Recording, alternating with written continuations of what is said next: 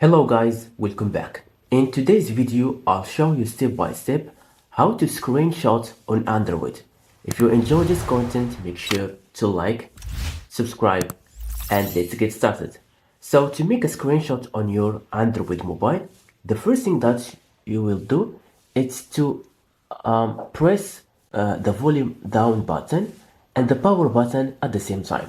So this is how you can take a screenshot. So press the volume down button and the power button at the same time, like this. So we take now a screenshot, as you can see. Perfect. Volume down button and the power button at the same time.